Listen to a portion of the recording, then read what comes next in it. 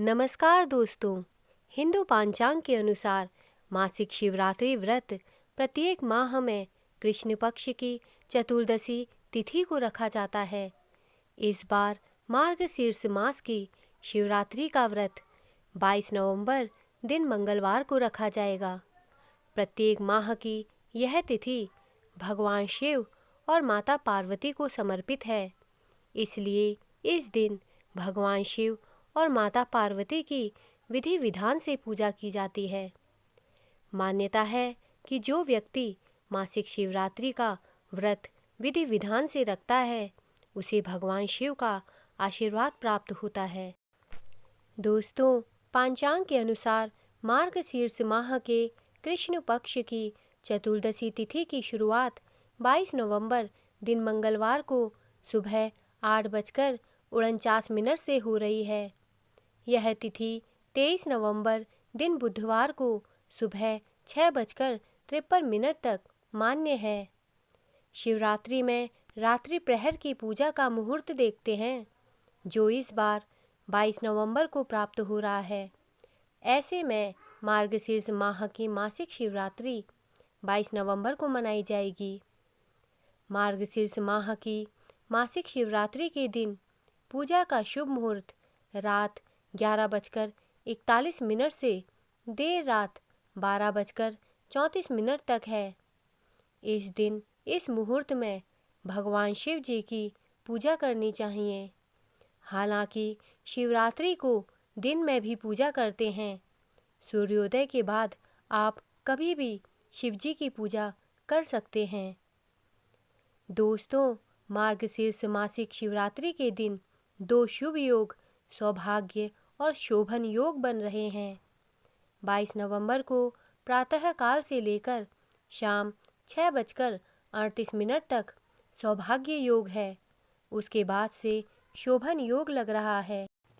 दोस्तों, मासिक शिवरात्रि की पूजन विधि इस प्रकार है। मासिक शिवरात्रि के दिन सुबह जल्दी उठकर स्नान आदि से निवृत्त होने के बाद साफ स्वच्छ वस्त्र धारण कर लें। इसके बाद घर के मंदिर में दीप प्रज्वलित करें तथा भगवान शिव, माता पार्वती, भगवान गणेश, कार्तिकेय और नंदी जी की पूजा करें। इस दिन भोलेनाथ का अभिषेक करने से विशेष फल मिलता है। अभिषेक के दौरान भगवान शिव की प्रिय चीज़ों का भोग लगाएं और शिव मंत्रों का जाप करें।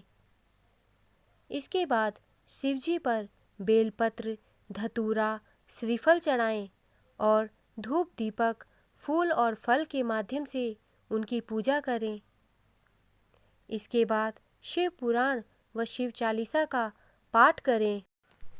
इसके बाद शाम को फल खा सकते हैं, लेकिन व्रत रखने वालों को भोजन का सेवन नहीं करना चाहिए। भक्त शिवरात्रि की पूरी रात जागकर भगवान शिव की पूजा करें।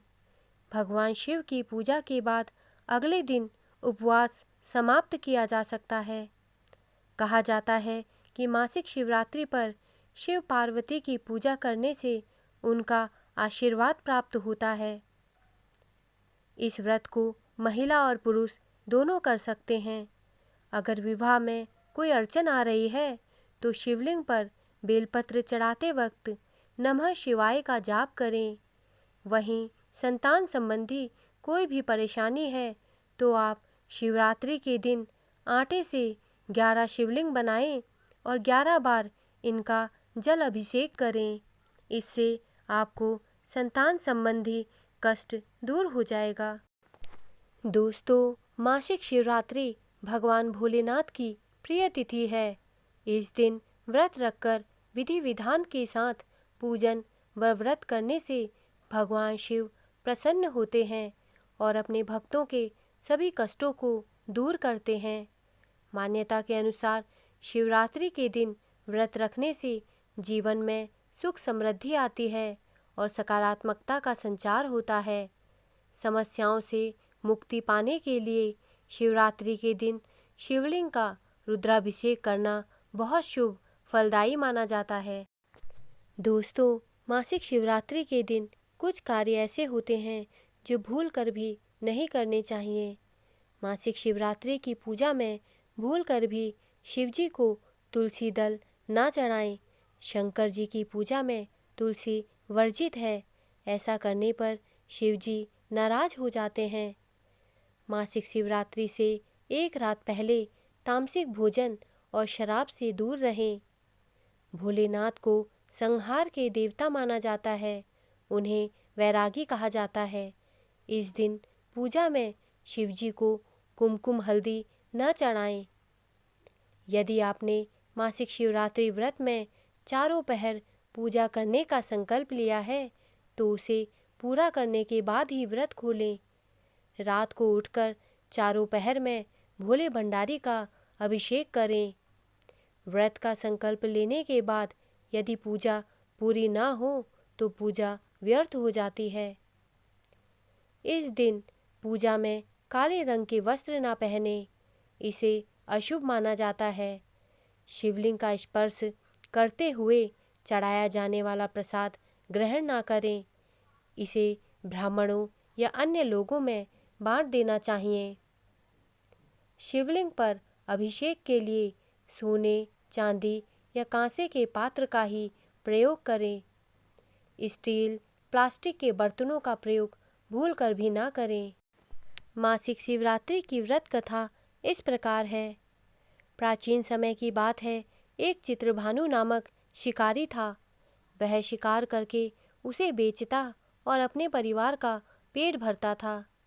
वह उसी नगर के एक साहूकार का कर्जदार था और आर्थिक तंगी के कारण समय पर उसका ऋण नहीं चुका पा रहा था, जिससे साहूकार को गुस्सा आ गया और शिकारी चित्रभानु को शिव मठ में बंदी बना लिया। संयोगवश उसी दिन मासिक शिवरात्रि थी, जिस कारण शिव मंदिर में भजन व कीर्तन हो रहे थे और वह बंदी शिकारी चित्रभानु पूरी रात भगवान शिवजी के भजनों व कथा का आनंद ले रहा था। सुबह होते ही साहूकार ने उसे अपने पास बुलाया और ऋण चुकाने के लिए कहा। शिकारी चित्रभानु ने कहा कि हे सेठ जी, मैं कल तक आपका ऋण चुका दूंगा। उसका यह वचन सुनकर सेठ जी ने उसे छोड़ दिया, जिसके बाद शिकारी शिकार के लिए जंगल में चला गया। किंतु पूरी रात बंदी गृह में भूखा व प्यासा होने के कारण वह थक गया और व्याकुल हो गया। इसी प्रकार वह शिकार की खोज में बहुत दूर आ चुका था और सूर्यास्त होने लगी तो उसने सोचा, आज तो रात जंगल में ही बितानी पड़ेगी। ऊपर से कोई शिकार भी नहीं कर पाया जिसे बेचकर सेठ जी का ऋण चुका सकूं। यह सोचकर वह एक तालाब के पास पहुंच गया और भर पेट पानी पिया, जिसके बाद वह बेल के पेड़ में चढ़ गया, जो कि उसी तालाब के किनारे था। उसी बिल्वपत्र के पेड़ के नीचे शिवलिंग की स्थापना हो रही थी, किंतु वह पूरी तरह बिल्व के पत्तियों से ढका होने के कारण उस शिकारी को दिखाई नहीं दिया। शिकारी चित्रभानु पेड़ में बैठने के लिए बिल्व की टहनियाँ व पत्ते तोड़कर नीचे गिराने लगा। संयोगवश वो सभी टहनियाँ व पत्ते भगवान शिवलिंग के ऊपर गिरते रहे और शिकारी चित्रभानु रात्रि से लेकर पूरे दिन भर का भूखा प्यासा था। इसी प्रकार उसका मासिक शिवरात्रि का व्रत हो गया। कुछ समय बाद उस तालाब पर पानी पीने के लिए एक गर्भवती हिरनी आई और पानी पीने लगी। हिरनी को देखकर शिकारी चित्रभानु ने अपने धनुष पर तीर चला लिया और छोड़ने लगा तो गर्भवती हिरनी बोली, तुम धनुष तीर मत चलाओ, क्योंकि इस समय मैं गर्भवती हूँ और तुम एक साथ दो जीवों की हत्या नहीं कर सकते, परंतु मैं जल्द ही प्रसव करूँगी, जिसके बाद मैं तुम्हारे पास आ जाऊँगी, तब तुम मेरा शिकार कर लेना। उस हिरनी की बात सुनकर चित्रभानु ने अपने धनुष को ढीला कर लिया। इतने में वह हिरनी झाड़ियों में लुप्त हो गई। ऐसे में जब शिकारी ने अपने धनुष की प्रत्यंचा चढ़ाई और ढीली करी तो उसी दौरान कुछ बिल्व पत्र के पत्ते झड़कर शिवलिंग के ऊपर गिर गए। ऐसे में शिकारी के हाथों से प्रथम पहर की पूजा भी हो गई। कुछ समय बाद दूसरी हिरनी झाड़ियों में से निकली। उसे देखकर शिकारी की खुशी का ठिकाना नहीं हुआ।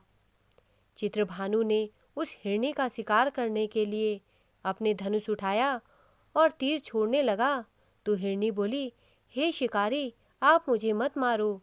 मैं अभी ऋतु से निकली हूँ और अपने पति से बिछड़ गई। उसी को ढूंढती हुई मैं यहाँ तक आ पहुँची।